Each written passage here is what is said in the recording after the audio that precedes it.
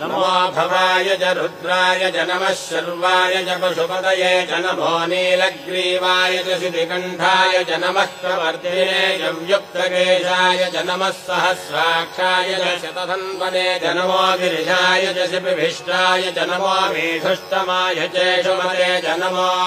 ह्रस्वाय च वामनाय च नमो बृहते च वर्षीयते च नमो वृद्धाय च संवृद्धने च नमो अग्र्याय च प्रथमाय च नमो आशवे चाजिराय च नमः शीघ्रियाय च शीघ्राय च नमः ऊर्ण्याय चावस्वन्याय च नमः स्रोतस्याय च दीप्याय च